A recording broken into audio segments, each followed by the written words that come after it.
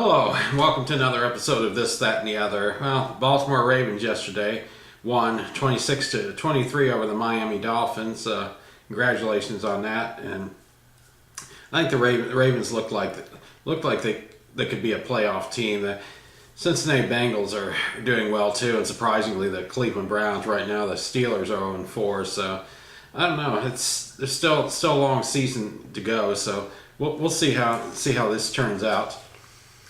Today I'm going to be talking about a convenience store that existed back when I was a kid, when I lived in Huntsville, Alabama. It was called tote. It had a U, capital U, and then the word tote in the middle, and then a capital M at the end. Tote.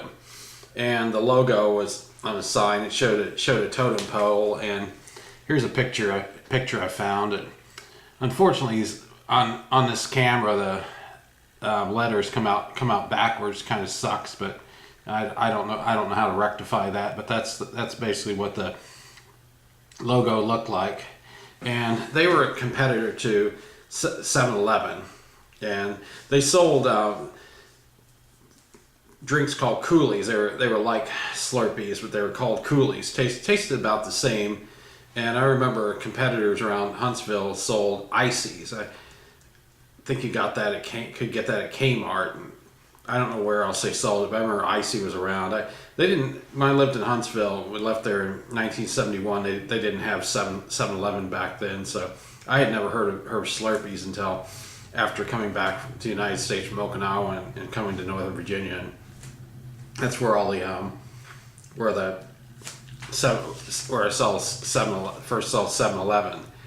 And here's a picture of the outside of a totem store right here. See how it's got the U and tote and then M. And here's another outside shot of a totem store with it lit up, the red U and M, and then green TOTE in the middle. But a little history on totem. There really wasn't a whole lot to work with, but it was acquired by Leroy Melcher in 1950, and he became the president in 1953. He expanded it to 10 stores and ended up becoming 1,000 across 13 states, popular mostly in the Southwest and in Florida. I remember actually seeing some totems in Richmond back in the early 1980s. Herb Ralston was a partner in it, and he started the first convenience store that sold gas in Webster, Texas. In 1983, Circle K bought out all the stock from American Financial Corporation, and 1985 the name Totem was changed to Circle K.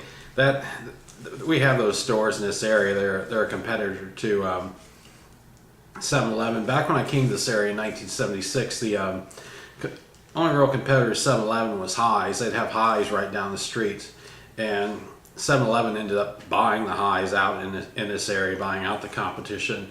But that's a little history I have on Totem. Like I said, I couldn't get much, but I do have memories of going to that store. It was about the same as going to 7-Eleven.